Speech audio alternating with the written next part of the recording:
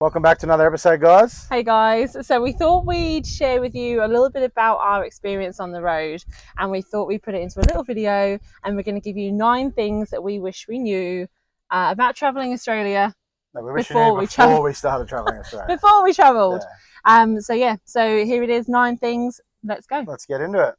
All right, so number 1 is you go all the time. Absolutely all the time. Yeah. Especially if you're doing, the conventional 12-month lap, and you're actually wanting to do a lap. You're not in the same spot for more than 2-3 days. Australia's such a big place, and you want to see all you can of Australia in that 12 months. So, absolutely. Yeah. Yeah, I just wish someone told us, slow down and spend more time in places. Yeah. Because it doesn't cost you any more money. Oh, maybe, if you free camp, it's fine, but it doesn't cost that much more money just to slow down and stay in one place for a week. Absolutely. So number 1 is just you go all the time. Yeah, especially on that 12-month lap. Yeah, I think you've got to actually, I don't think we had a lot of down days at all. No, especially in our first 15 months. It was, and you don't realise, and then all of a sudden you think, oh, why am I so drained? But then you think you're either travelling or you're sightseeing. Yeah. But then again, you want to see everything in that spot, so you don't want to miss out. So it's really hard to get that balance. Yeah, I don't think there is a balance, especially with kids too, because down days are hard when you got Freddie. Yes. He wants to always do stuff, but definitely it's go, and you just need to relax. I think. Yeah, relax it's hard. Yeah. All right, number 2. Just how expensive it is. I think we've talked about this before. We all went off the $1,000 budget. That number was thrown out, and obviously that was before the whole C word came out. But it's definitely changed now. I reckon minimum $1,500. For us, it would have been. Yeah, between accommodation, fuel, and food mainly. Obviously, they're your main 3 things. Oh, just especially with us in caravan parks. That's what. Yeah. I wish we'd stayed away from caravan parks. Yeah, a lot more. It's hard. Yeah. I think it's just the ease of it all, and you've got the kids' playgrounds and stuff there and whatever. But anyway, we didn't really know any different, did we?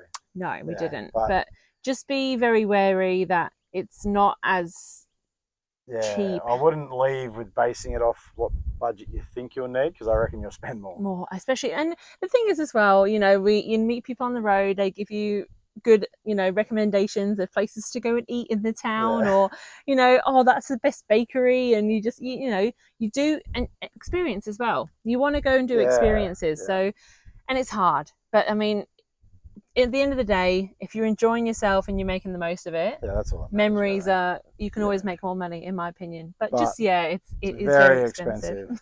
Like those main 3 things are fuel, food, and accommodation. They're just so expensive. Especially when you start going more rural and outbackish, and food and fuel obviously go up in price. So you just gotta be prepared. Yeah, everything's expensive. Or just live off noodles. Live off noodles and. Yeah, maybe a toast. Don't tow a caravan. Might be cheaper in fuel then. But Number 3, how hard it is to create a routine with young children. Yeah, so this obviously might not be for everyone, but for us, obviously with the little Freddie, we left when he was 4 months old. He was fine then. We could, put him down and go to sleep. We could lay him on the bed. He'd just stay there. He didn't really move, did he? So. No, but I mean, creating that routine, especially when you've got travel days, you can't just stick him in the bed and he goes to sleep. He's in the car. He'll sleep when he wants to sleep. If he misses a sleep or he goes too early, your whole day is kind of screwed up. So that's the thing as well. If they're on two sleeps a day, which Freddie was for a very long time, he's only just gone down to 1. To try and fit something in between 10 and 2, really, between the 2 nap times, that's what made it really difficult as well. So camping on the beach is good. We just go to the beach. Go sleep, you're on the beach, so stick to beaches. Be prepared to miss a few things because you've got young kids. Yeah, that's another thing. Real young kids, anyway. I've mentioned this before in videos that Parker and Quinn were fine. They're fine. They're absolutely. A fine age, but we've missed a lot of nighttime activities. Yeah. Just because Freddie misses his bedtime, and it's just all hell breaks loose. So we have not really done anything at night at all, unless we've got friends and they'll come around our caravan and we've got Freddie in here. But otherwise we rarely go out and do anything, and that's just a sacrifice. That we brought a young little baby to have another on the road. kid, so before we travelled, so that's on us. But So yeah, just be aware that it's it's a little bit harder with to get younger used to. kids. Yeah, you got to plan it. Yeah. We didn't do a lot of we didn't do a lot of activities where we'd all go, but I think you need to say, especially when you got some older kids and a younger kid. So say Leah split them up. Yeah, Leah would go one day, then I'd have to go the next day. But I don't think we ever did that. I've seen a few people do that. Yeah, there wasn't really anything that we could do that with, maybe. No, but it's definitely something to keep in mind.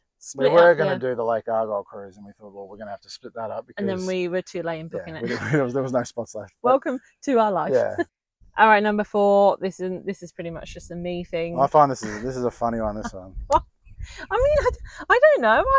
I don't know about it. Anyway, when you're in the outback, for me personally, before we'd actually gone there, I literally thought that there was going to be absolutely nothing. We'd see no civilization for like 2 weeks. There wouldn't be shops. There wouldn't be anything. Obviously, there's not much of those things. But, you know, every couple of 100 Ks, you know, there's a petrol station or there's a IGA or... You thought we'd be by ourselves all the time. I seriously thought we'd be by ourselves with the aliens for like 2 weeks at a time. Seriously, I don't know. She's from England, so I know. it's a bit different over here. But England's a little bit more packed. Yeah, there's no open spaces like the outback. But even the camp thing. So in like 15 months, I think we had 2 camps to ourselves. Absolutely. Where we're actually by ourselves. Yeah. There's always someone around. There's always someone around. There's someone always driving past. So like, you know, like I thought, if we break down, we're there to die. We're going to die right here. We got Starlink. We can just ring someone, yeah. So anyway, yeah, that I don't know if anyone's like me, but you're never as alone as you think you may be. There's always someone going to drive past. There's always, you know, there's always something. You'll never run out of milk and bread. No, there's always a petrol station. There's always fuel. Yeah, always fuel up when you have to too. Yes, absolutely. That. I always did that. Yeah. Only if you've got half a tank, fill it up. Yeah, because you never know. You never know. Yeah. Like, for instance, after that cyclone up there. Yeah. Was it Pardue Roadhouse? I think was closed, and we went to a station stay, and luckily they had fuel because I wouldn't have made it to Broome. I think went to after that. I wouldn't have made it. So that just shows to fill up when you can, because you never know when something might happen. Yeah. And a lot of people too. This is getting off topic a bit here, but a lot of people will get to somewhere and the FPOS will be down. So we always had cash on us. Yeah. And just in case. We did usually carry 2 jerry cans of diesel as well. Yeah. One on the van and one on the ute, just in case. But yeah, little tip. Did we ever use both of them? And we did on the Gib once. Yeah. On the Gib, both jerry cans, and Carragini we did as well. Okay. I didn't fill up on the way to Carragini, which luckily I had the 2 jerry cans because there's no fuel up there either. But yeah, getting a bit sidetracked here. But anyway, you're definitely not by yourself. And if you think roadside stop camps, you're a bit scared. Someone will turn up. Absolutely, most of the time. 90, like I said, 2 times in 15 months we were by ourselves. Yeah. Other than that, there was always someone that was camping. Absolutely. Just put a lock on your door. I've got 3 locks on my door. Yeah. And keep a bar next to your bed. I've got a big bar next to my bed in case someone wants to break in. All right, number 5, your relationships will change. You know, you've got heightened emotions. You're in each other's space 24/7. It would be like, say, if you're at home and you live with that person and you work with that person too. You get no alone time. A lot of people probably do that, but a lot of people do that. I don't know how you do that, guys. Then again, you can probably separate in the house. Absolutely, you can't go very far separate here. No, you can separate inside and outside. You can go outside, but you're still just there. The same, yeah. But yeah, prepare for your emotions to be a lot heightened. Yeah. And it can become a lot sometimes, can't it? It can. Like and to be very, very truthful, we've been together for nearly. Go on. Come on. I'm gonna test you here. God, 13 years. I was like close. No. 11 years. 11 years. See, there we go. I was thinking about it the first 2 years before then. Yeah. And we literally never argued. If we did, it was something small. It would be resolved really quickly. Not in the caravan. Not in a caravan. I think we've had the worst arguments we've had in a caravan. Like I said, you're in each other's space. It does get hard sometimes. I do get over it quick though, and she doesn't. So I hold on to a grudge for 15 years. She stews on it. So, yeah. So, even with, like, it's not just with each other. It's like you're around the kids all the time. You know, they're not going to school. You don't get a You're break. not going to work. Like, you do mingle with friends you meet on the road, but you're around each other all the time. Always there. Yeah. So be prepared to be up in each other's grill 24/7. So, a bit of what's the word? Relationship advice. Yeah, a bit of advice for you. Just yeah, It's hard. it can be hard. Yeah. So be prepared for that. There's more good times than bad times. Oh, obviously, 100%, so 100%. don't let us put a downer on everything. No, 100%. There's way more good times. Oh yeah. But I think it was just a shock for us because we never argued really before. Yeah. So to get, you know, when you butt heads and you go, oh, you know, Where am I going to go? Where am I going to go and take a bit of, you know, I could go into my room in the house and slam the door and be there for 3 hours and then I'd get over it. But 3 hours. I'd be over it in about 5 minutes. But that's me. Well, lucky we're paired together then, isn't it? Imagine if we both were as stubborn as me. Wouldn't talk to each other forever. Number 6, it's something I kind of knew, but I wish I took more serious at the start, is being better equipped to be off-grid longer. This would have helped with our budget. Yeah, not having to go to caravan parks all the time. It's not that we needed to. It's just that we don't have the biggest system for us to be off grid. Yeah. You know, like we get a cloudy day, we got to be very careful with our system. Just after one cloudy day. I wish if you spend the money on an off grid setup than a caravan park, you'll be saving money. Especially if you did it lap on the road, you did a year in the caravan, but you actually put a couple of $1,000s on your battery system and your solar panels and stuff. Oh, well, we're paying we would have saved so much money. We're paying average, say, $90 a night. Absolutely. Probably in a caravan park for us. So if you stay there for a week, you know, that's $500-$600. Yeah, and that's over 15 months. That's a big battery system. Yeah. So even half of that on a battery system and half you can just save for traveling. So I did know about it. I just wish I took it more serious, I suppose. And well, on our next lap, we are learning from our mistakes, and we will be setting up. It'll be off-grid setup, yes. Yeah. Water, you can't help kind of how much water you can take. You fill your van up. You can always just get a bladder and then go for a drive and come back. We were pretty good with our water. Yeah. Like we were lasting a week. Yeah. We've got 200 amps of lithium at the moment, 300 watt of solar, and a 250 watt solar blanket. So that's our setup, and it's not big enough. No, it's definitely not big. We did have a generator, so that we used the generator. We only used it a couple of times. Yeah, we bailed out our friends more times than with the generator when their batteries went flat. But yeah, you don't. You know, I'm not one that really likes using a generator in camps because I think it annoys people. I know you're allowed to, but they are noisy. Yeah, but so next time,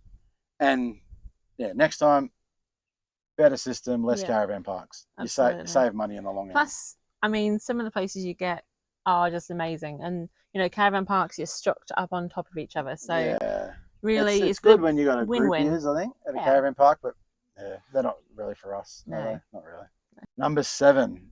This one, the big one. Yeah, this one is know your weights. So obviously, with your weights of your caravan to be legal and all that stuff, but more like, do you really need to take a lot of it? So you can be underweight, but you could have so much stuff in your van that you don't even need. And that's what we were like at the start.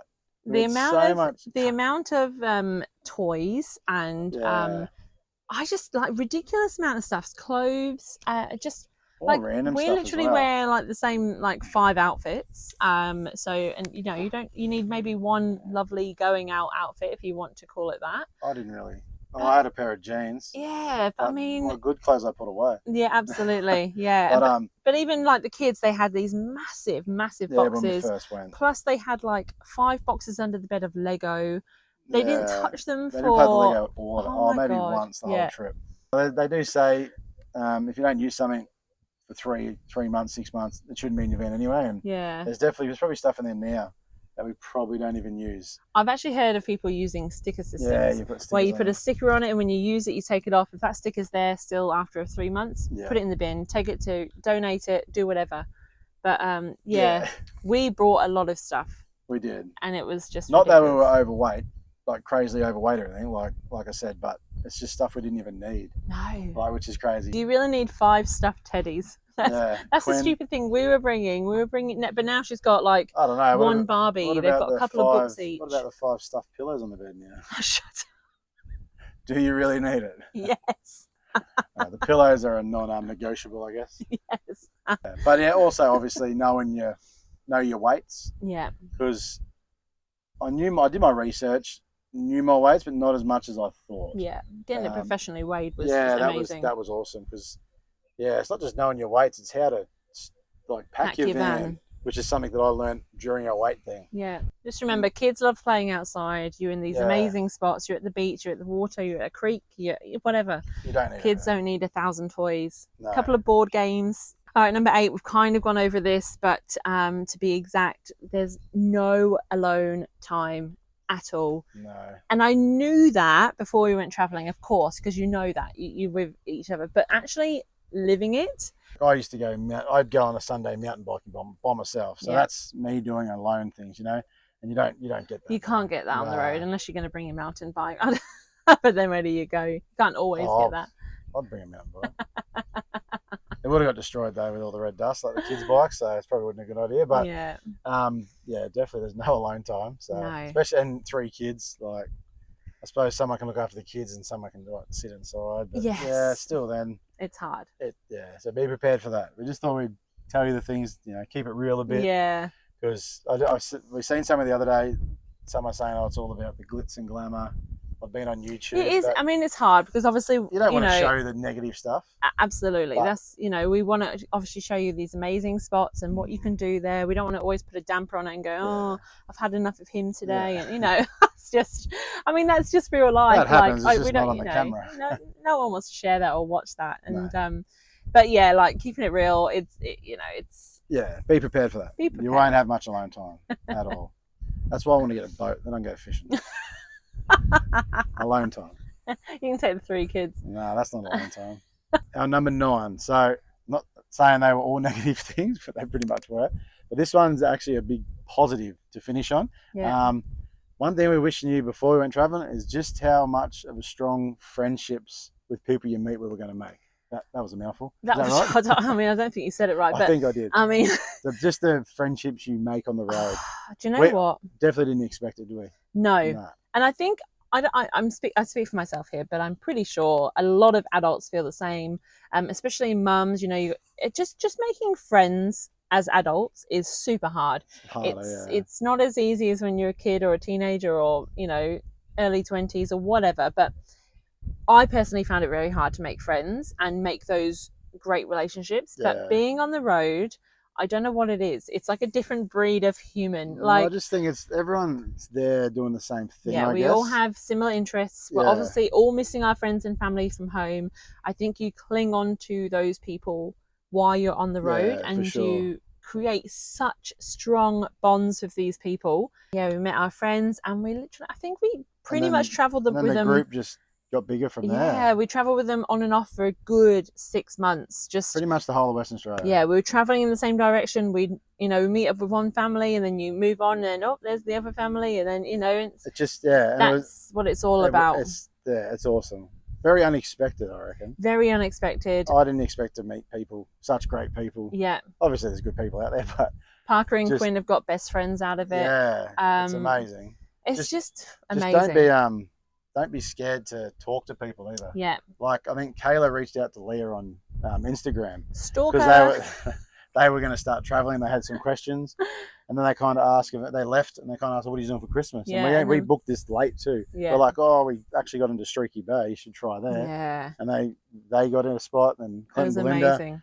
Got a spot, and then, And that's the thing as well, like Christmas on the road, like, you're not with your friends and family, and spending those times that you kind of got, you can actually be quite sad on those sort of days if you didn't have anyone around. But yeah, meeting people on the road was one of the highlights for me. Yeah, everyone just go out and talk to your neighbours. Yeah, I reckon plus you find out some amazing spots from your neighbours as well, and they might have just been where you were going to go, and they'll let you know some secret little spots. So go and talk to your neighbours, meet some amazing people. You'll make some friends for life, like absolutely. We did. Absolutely. Everyone says the same thing as well. Oh, yeah. And we've seen heaps of people. We'd meet people and they go, and then there'd be a big group and they're like, yeah, we met these people here, and we've just been following around like we kind of did, follow the coastline. So because that's what everyone did in WA. Like I said, you cling on to these people. Yeah. And for dear life. Well, then, because you'll separate and it'll be like 2 weeks, you're by yourself, and then you go to another campsite and there they are again. Well, you wouldn't even plan it, but because it's just, that's what it's like. It's amazing. Yeah, it's really, really good. Definitely talk to people. talk to families on the road, because Yeah. it'll be the best thing you do. Yeah. For sure. Right, well, that is our 9 things we wish we knew before going on the road. Hope you liked them. It's not until you experience them it's a different experience, that it isn't becomes real life, and it kind of just, it's a bit of a shock. So don't let it put a damper on things. no, do you know what? It's still the most amazing thing you'll ever do. Ever. Like, we just want it to be a bit more real. Obviously, in our normal YouTube videos, we're not going to go off and, you know, oh, we had a, you know, We just had a fight. So I'll just hold the camera on her so she won't talk to me. But yeah, so we thought we'd keep it real. But yeah, number 9, stick to that one. Make friends. Yeah, That's make awesome. friends, make the best friends in your life, Yeah. make some amazing memories, go out there, see Australia. It is one of the best things we've ever done in our life. Oh, for sure. Just go out and live your life. If you're in a position where you can go and you want to go, and people ask this all the time, you know, do you think we can? I'm like, if you can and you want to, just go. Like, you can always make more money. Yeah. You know, your kids are only young for so long. What's that saying we've heard before? You can always make more money, but you can't make time. You can't make more time. Your time will pass. I'm the guru, see? Go and the guru. Go and enjoy your life, guys. Stop sitting on that couch and watching us do it. If you want to go, just go and enjoy it. Yeah. But anyway. And if you see us, come say hello. Oh, we're always up for a chat. Yeah, absolutely. Right. Anyway, we will see you next week, and hopefully you've enjoyed, guys. Bye. Right. Welcome back to another episode, guys. Hi, guys. Oh, was that it? Yeah, well, yeah, start off the video. I'm in that. Yeah, you are in it. Okay. What's wrong?